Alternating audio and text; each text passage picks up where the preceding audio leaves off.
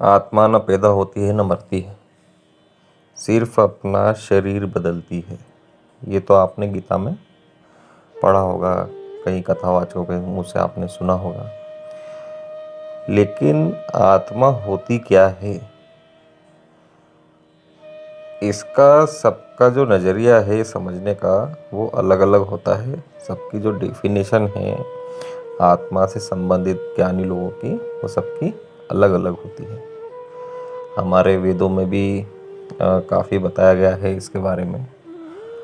तो इस वीडियो में हम देखेंगे कि आत्मा क्या होती है, कहाँ से उसका प्रादुर्भाव होता है, कहाँ से निकलती है, क्या चीज़ है, मतलब सरल शब्दों में उसको समझने की कोशिश करेंगे।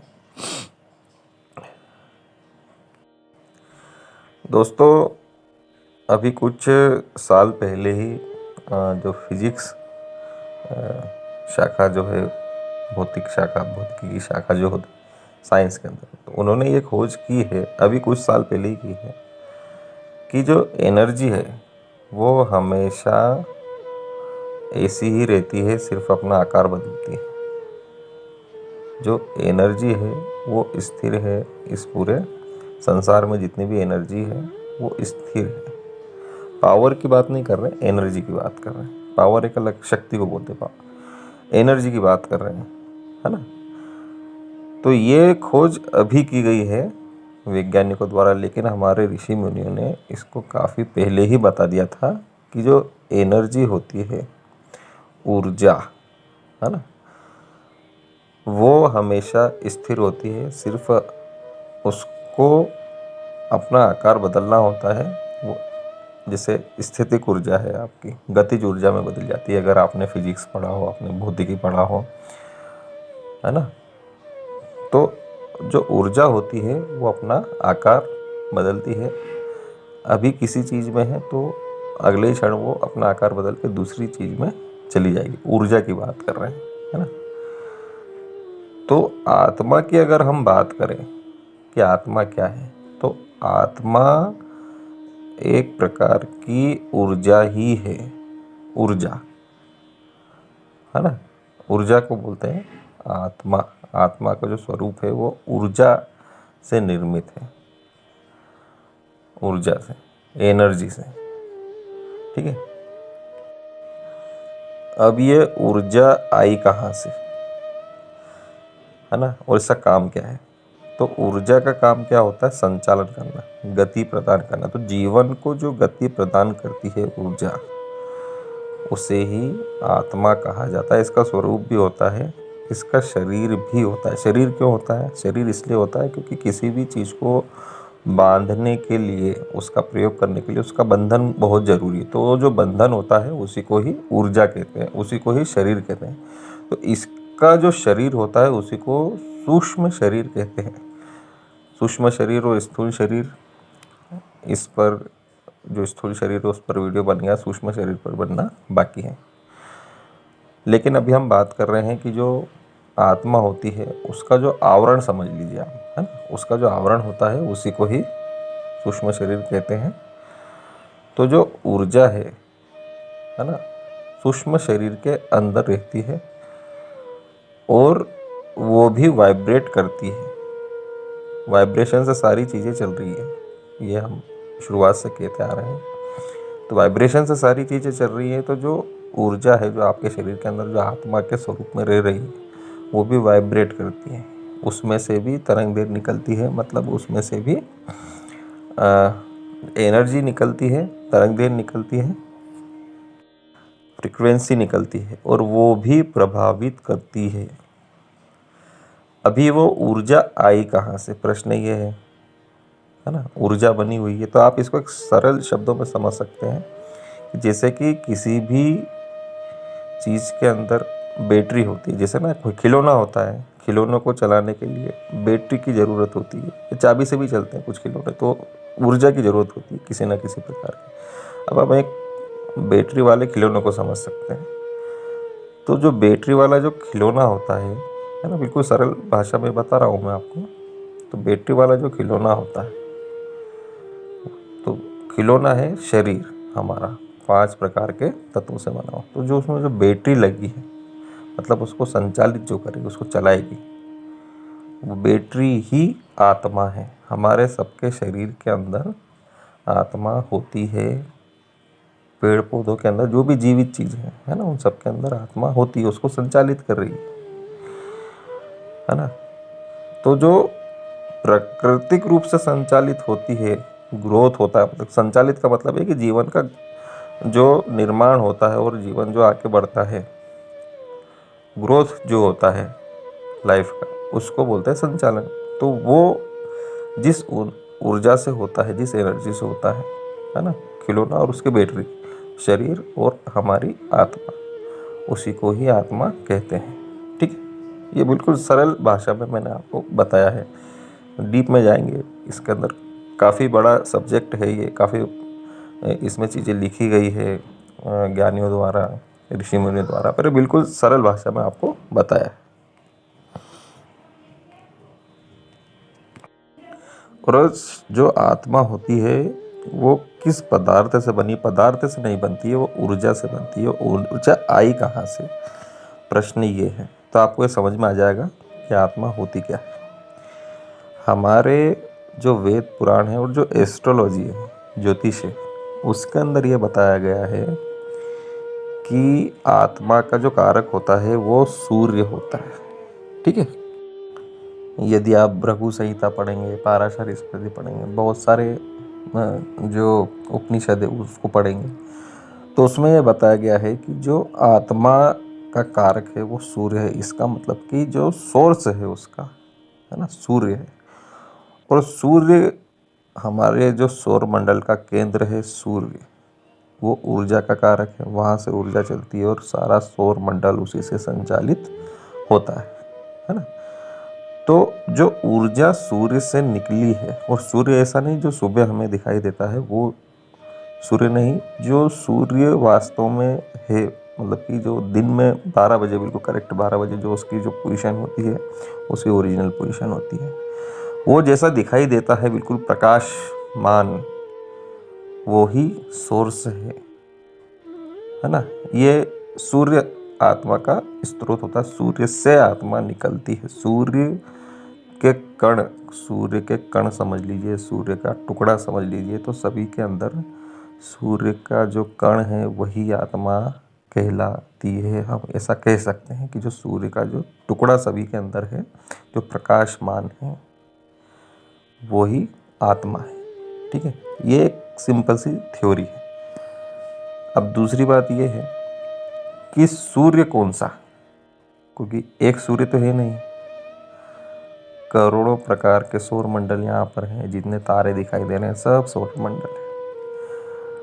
तो कोई एक प्रकार का सूर्य तो है नहीं, करोड़ों प्रकार के सूर्य हैं, अनंत गैलेक्सी है, मल्टीवर्स है, करोड़ों प्रकार के ब्रह्मांड है, अनंत कोटि ब्रह्मांड जिसे कहते हैं, मतलब अनंत प्रकार के ब्रह्मांड यहाँ पर हैं। और अनंत प्रकार के ब्रह्मांडों के अलग अलग सूर्य हैं।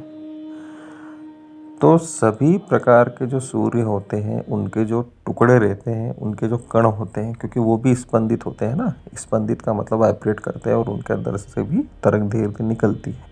तरंग दैर्घ्य निकलती है, एनर्जी निकलती है। ठीक है, वाइब्रेट करते हैं तो एनर्जी निकलती है। तो जब वो वाइब्रेट करते हैं, अनंत कोटि ब्रह्मांड के जितने भी सूर्य हैं अलग अलग समय पर वाइब्रेशन करते हैं, क्योंकि उनका भी उदय होता है, विस्तार होता है और अंत होता है। तो जब वो वाइब्रेट करते हैं तो उसके कण ना, सभी सूर्यों के कण जब उत्सर्जित होते हैं, यानी उससे निकलते हैं, है ना, तो वो गतिमान होते हैं। वेव से यानी कि तरंगों से गतिमान होते हैं। ठीक है, अब वो जो सूर्य बने हैं वो एक अलग प्रश्न है। वो जब हम परमात्मा का रहस्य जब जानेंगे तो उसमें हम जानेंगे कि सूर्य बने कैसे हैं, ब्रह्मांड कैसे बना है ना। तो जब वो वाइब्रेट करते हैं तो उससे जो कण गतिमान होते हैं, तो बड़ा सूर्य जो है उससे छोटे छोटे सूर्यों का निर्माण होता है। बहुत बड़ा सूर्य, उससे कई छोटे छोटे सूर्य बनते हैं। ये भी आप फिजिक्स के अंदर आप अगर गूगल पे सर्च करेंगे तो आप बड़े बड़े सूर्य इसमें देखेंगे, जहाँ पर हमारे सूर्य जैसे करोड़ों सूर्य समा सकते हैं। तो जो सबसे बड़ा यूनिवर्स है उसमें से छोटे छोटे सूर्य निकले, उस वो स्पंदित हुए, उनमें कंपन हुआ, वाइब्रेशन हुआ, है ना। तो उसके अंदर से सूर्य निकले, बड़े सूर्य में से छोटे सूर्य निकले, छोटे सूर्य में से और छोटे सूर्य निकले, और छोटे सूर्य में से और छोटे सूर्य निकले। तो ऐसा करके ये विस्तार चलता रहा।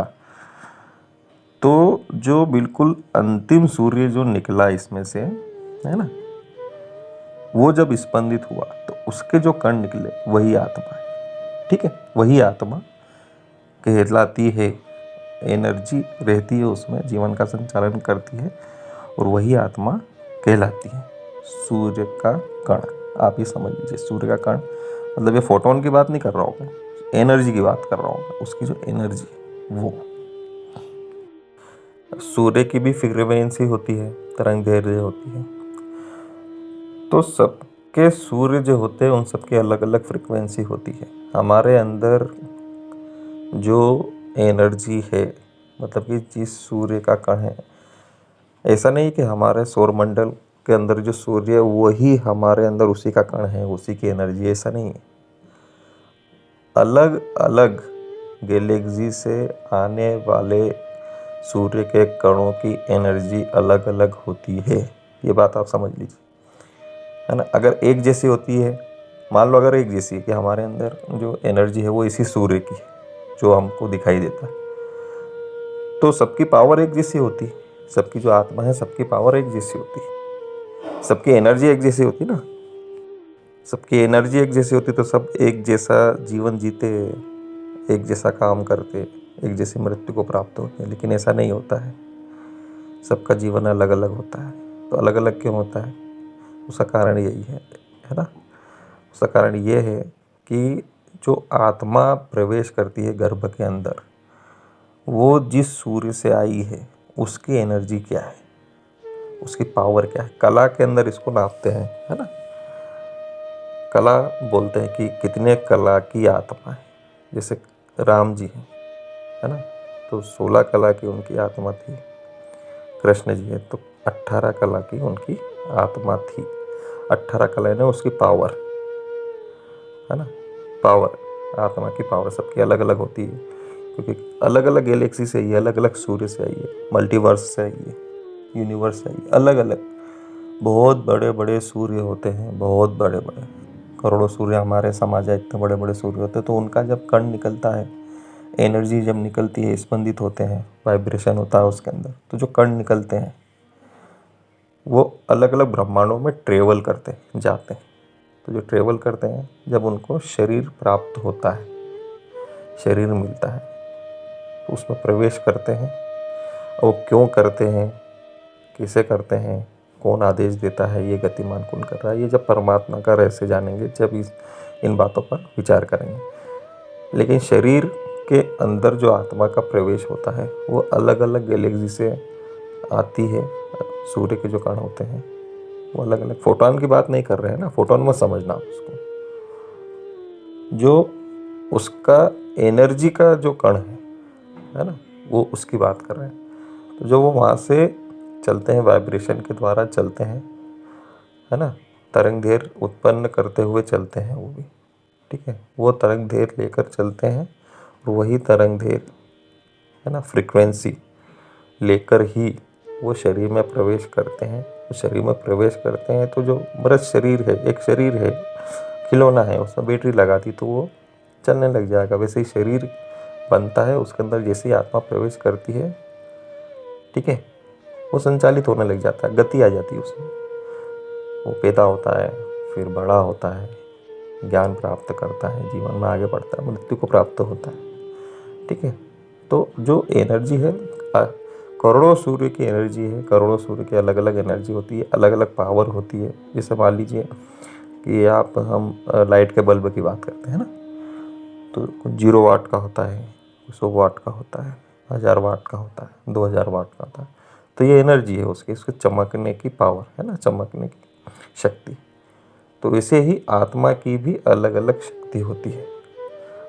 शक्ति को नापने की जो इकाई है उसको कला बोलते हैं, कि इसकी आत्मा कितने कला की है।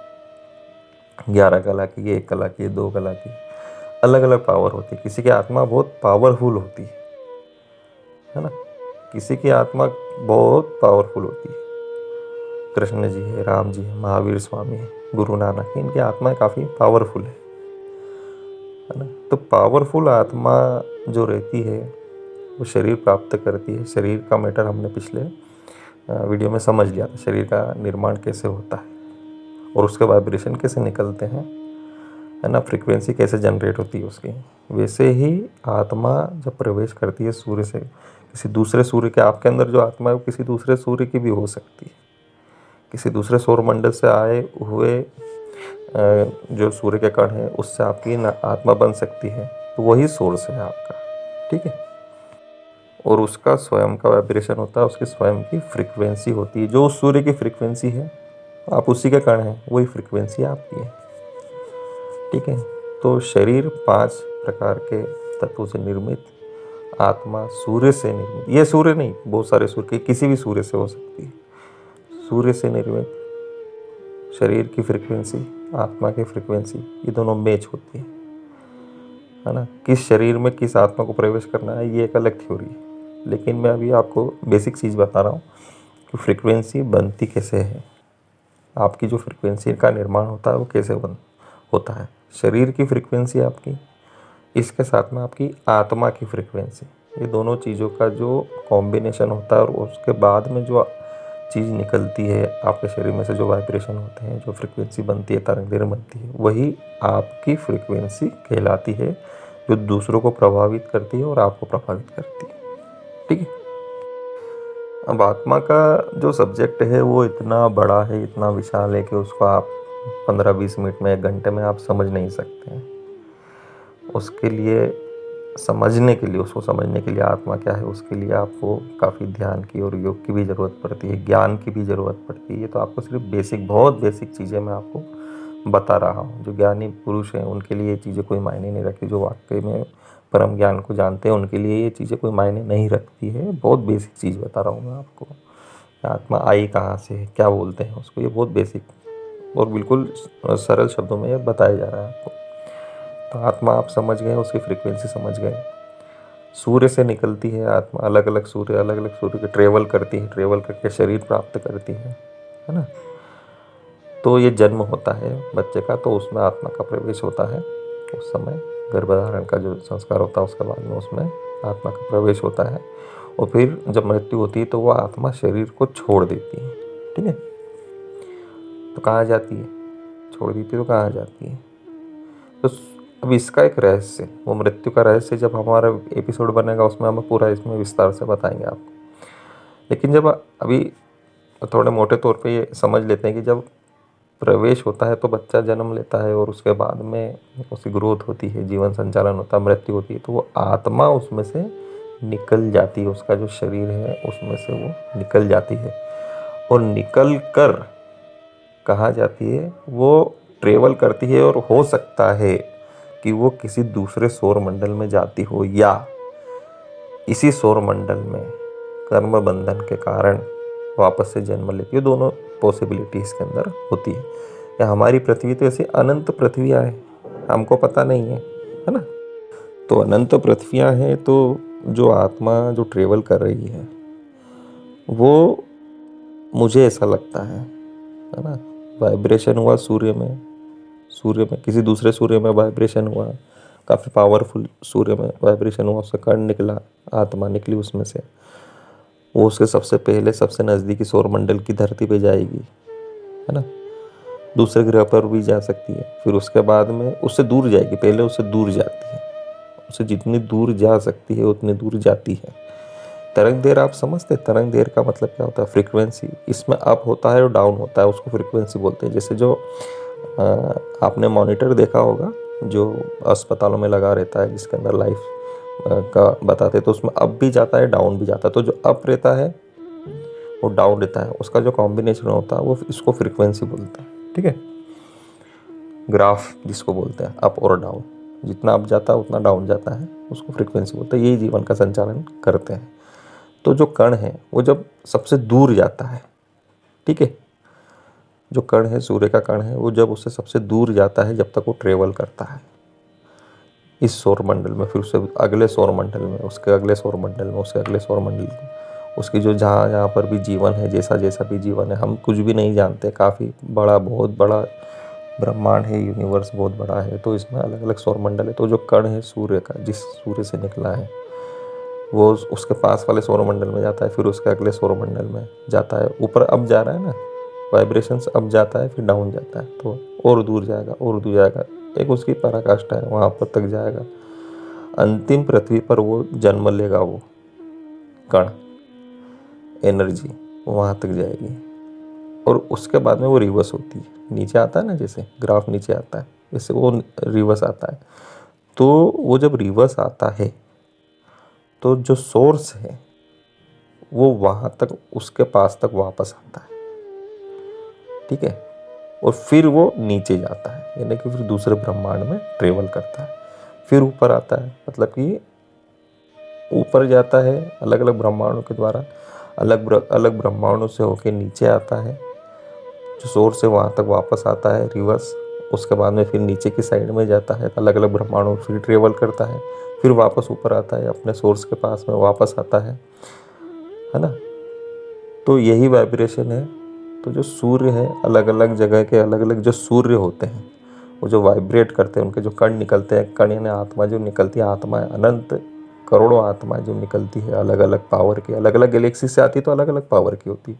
पृथ्वी पे भी अलग अलग पावर की आत्मा है, ऐसा नहीं है कि सिर्फ एक ही पावर की, अलग अलग पावर की, तो अलग अलग जगह से आई, उनकी सबकी पावर अलग अलग होती है, ठीक है। तो वो वाइब्रेट करते हुए आ रहे हैं इस सौर मंडल में, इस सौर मंडल में, इस सौर मंडल में, इसके पास में, इसके पास में, ऐसे करते करते पूरा ग्राफ बनता है इसका, है ना। जो सोर्स है उससे दूर जाते हैं पहले, अलग अलग ब्रह्मांडों से होते हुए, फिर अलग अलग सौर मंडल से होते हुए उसके पास में आते हैं, उसी स्केल पर, एक्सिस पर। इसके लिए आपको फिजिक्स का और मैथ्स का नॉलेज भी होना चाहिए समझने के लिए थोड़ा, पर आपने बेसिक तो पढ़ा ही होगा। तो वापस से उसके पास आते हैं, फिर डाउन जाते हैं, उससे दूर हो जाते हैं वापस से, फिर उसी एक्सिस पर वापस आते हैं, पूरी एक तरह देर दे बनती है। यहाँ पे एक आत्मा की बात कर रहे हैं, ऐसे अनंत ब्रह्मांड है, अनंत सूर्य है, उनके अनंत कण घूम रहे हैं, और अनंत बार जन्म होता है, अनंत बार मृत्यु प्राप्त होती है। ये एक बेसिक चीज़ बता रही है। अब इसमें हम थोड़ी सी ये बात भी करेंगे कि एक, जैसे कि कोरोना आया है ना, तो कोरोना आया और कई लोगों की अचानक से मृत्यु हो गई। अब इसमें जो चीज़ मुझको समझ में आई है, हो सकता है ये गलत भी हो, पर जो मुझको समझ में आ रहा है, तो वो ये आ रहा है कि जैसे कि हमारा पृथ्वी पर अलग अलग ब्रह्मांड से अलग अलग पावर की आत्माएं जन्म लेती है, ठीक है, और उनकी मृत्यु भी होती है। अलग अलग जगह से आए हैं, अलग अलग गैलेक्सी से आए हैं आत्माएं, उनका जन्म हुआ है, उनकी मृत्यु हुई है। तो कोरोना के समय में जिन लोगों की मृत्यु हुई है, उस समय अवधि के बीच में, है ना, पहली लहर, दूसरी लहर, है ना, दो लहर जो आई थी, भारत की बात करते हैं हम, बाकी जगह भी ठीक है, सिर्फ भारत की बात करते हैं। तो जिन लोगों की मृत्यु हुई, उनकी आत्माएं उनमें से निकली और कहाँ गई, तो उनका जो सूर्य है, मुझे ऐसा लगता है उनका जो सूर्य है, या तो वो कमज़ोर हो गया है, उनका जो सूर्य है, जो लोग मरे कोरोना के समय में या महामारियों में जो मरते हैं, विश्व युद्ध में जो मरते हैं, उनका जो सूर्य है वो कमज़ोर, या तो कमज़ोर हो जाता है या मृत्यु को प्राप्त होने वाला होता है, तो अपने जो कण हैं उनको रिवर्स बुलाता है, ऐसा मेरा मानना है। तो वो रिवर्स बुलाया उसको, तो आत्मा ने शरीर को छोड़ दिया उस समय अवधि के बीच में, जो समय अवधि है उसके बीच में उन लोगों की आत्माएं उस शरीर छोड़ के चली गई, जिनका सूर्य इस ब्रह्मांड में जहाँ से वो आए हैं, वो सूर्य या तो कमज़ोर हो रहा है या मर रहा है, और जब वो मर जाएगा तो सारी आत्माएं उसमें विलीन हो जाएगी। अब वो अपने सूर्य के पास जाएगा फिर, है ना। ये बहुत आत्मा का जो कॉन्सेप्ट है वो बहुत गहरा है कि ये आई कहाँ से। मैं समझता हूँ कि अंतिम इकाई, एनर्जी की जो अंतिम इकाई है वो ही आत्मा है। तो कोरोना के समय में, महामारी के समय में, विश्व युद्ध के समय में जो लोग अचानक से मर जाते हैं, है ना, जो लोग अचानक मरते हैं, एक साथ मरते हैं, जैसे रूस का और यूक्रेन का युद्ध चल रहा है, बहुत सारे युद्ध हुए पृथ्वी पे, हजारों युद्ध हुए, होते रहेंगे। तो जो लोग मरते हैं उसमें, ठीक है, उनकी जो आत्माएं निकलती है, एक साथ निकलती है। एक साथ इसलिए निकलती है क्योंकि एक साथ कहीं से आई है, वो किसी सूर्य से एक साथ आई है। वो जो ग्रुप है उनका, वो एक साथ आया है, उन कणों का ग्रुप एक साथ आ गया होगा, है ना। तो वो सूर्य उनको वापस बुला रहा है। वो जो कण है, मैंने बताया ना, इसमें ट्रेवल होता है, तो इसमें उसी एक्सेस के ऊपर आत्मा अप डाउन जाती है, अप जाती है, फिर उसी एक्सिस पे आती है, फिर डाउन जाती है, फिर उसी एक्सिस पे आती है। तो वो वहाँ से उसी एक्सिस पर वापस गई होगी कोरोना के समय में। एक बेसिक चीज़ बता रहा हूँ, मुझको ऐसा लगता है। उनका जो सूर्य है वो कमज़ोर हो गया है, उस ग्रुप का सूर्य कमज़ोर हुआ या मरने वाला है, उसने अपनी आत्मा को रिवर्स बुलाना शुरू करा और वो वहाँ से एकदम से छोड़ के चली गई। अब इसके अंदर जो है टाइम की थ्योरी भी काम करती है, समय का रहस्य। वो उसके लिए एक अलग वीडियो बनाना पड़ेगा कि समय इसके अंदर कैसे इन सारी चीज़ों को प्रभावित करता है। तो शरीर का स्पंदन यानी शरीर का वाइब्रेशन, शरीर की फ्रिक्वेंसी, और उसके अंदर लगने वाली बैटरी यानी कि हमारी आत्मा, उसकी फ्रिक्वेंसी, ये जब दोनों काम करते हैं, एक साथ कॉम्बिनेशन होता है और काम करते हैं, तो वो आपकी फ्रिक्वेंसी बनती है। ये बेसिक नॉलेज इसका है, पहली बात। दूसरी बात अगर हम करें तो आत्मा हमारे शरीर में रहती कहाँ है? बहुत साधारण सा इसका उत्तर है, जो हमारे वेदों शास्त्र, देखो आप वेद शास्त्र पढ़ेंगे, ज्ञानी लोगों की बात सुनेंगे, है ना, तो आपको बिल्कुल समझ में आ जाएगा, सारे कॉन्सेप्ट आपके क्लियर हो जाएंगे। तो हमारी जो आत्मा होती है वो हमारी जो थर्ड आई होती है, दोनों जो बोहें हैं हमारी आंखों की, जो है ना, उसके बिल्कुल सेंटर में, यहाँ पर वो उस आत्मा का निवास होता है। ठीक है, यहाँ पर वो आत्मा का निवास होता है। इसलिए अधिकतर जो ज्ञानी लोग हैं ये बोलते हैं कि जो आपकी जो थर्ड आई है, इस पर कॉन्सेंट्रेट करो, इस पर ध्यान लगाओ। ध्यान लगाने का क्यों बोलते हैं? क्योंकि वही सोर्स है आपका। आपका सोर्स क्या है? आपका सोर्स वही है। आपका जीवन का संचालन कहाँ से होता है? वहाँ से होता है, थर्ड आई से। थर्ड आई पर आपकी आत्मा है। अगर आप वहाँ तक पहुँच गए ध्यान लगा के, योग करके, ध्यान लगा के, तब आपको इसका रहस्य पूरी तरीके से समझ में आ जाएगा। वहाँ पे आप जाएंगे, आपको प्रकाश दिखेगा, है ना। जो लोग गए हैं उनको वहाँ पर प्रकाश दिखता है। प्रकाश सूर्य का प्रकाश है ना। वो सूर्य के कण, वो सूर्य का कण है क्योंकि उसका प्रकाश है। सूर्य का कण भी प्रकाशमान होगा, सूर्य प्रकाशमान है तो वो भी प्रकाशमान होगा। यदि आप अंतर्मुखी बन के वहाँ तक चले गए तो आपको वहाँ पर प्रकाश दिखेगा। तो जो प्रकाश है वो सूर्य का, आपके सूर्य का प्रकाश है, जहाँ से आप आए हैं। इस सूर्य का नहीं, जहाँ से हो सकता है इसका भी हो, अब वो मुझे पता नहीं है।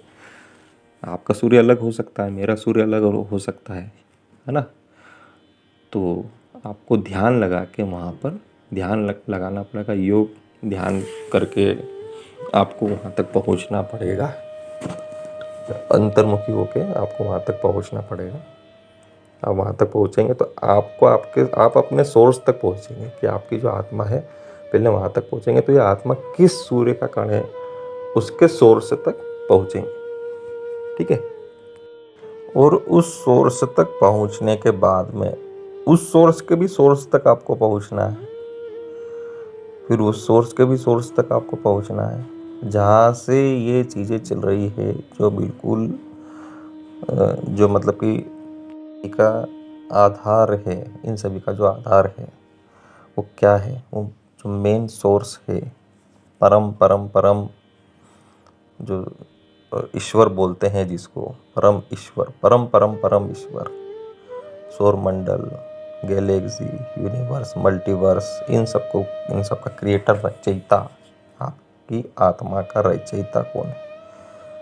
आपकी आत्मा का रचयिता सूर्य है। सूर्य का रचयिता कौन है? आपकी जो सूर्य बना उसका रचयिता कौन है? वो जिसने बनाया उसका रचयिता कौन है? ये पूरा इस पे भी एक वीडियो बनेगा, परमात्मा का रहस्य इस नाम से वीडियो बनेगा, आप उसको भी ज़रूर देखिएगा।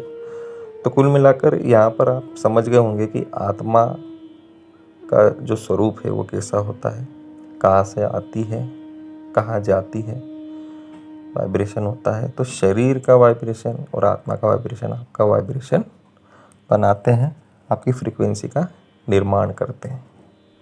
ठीक है, ये एक बेसिक चीज़ आपको आज बता दी।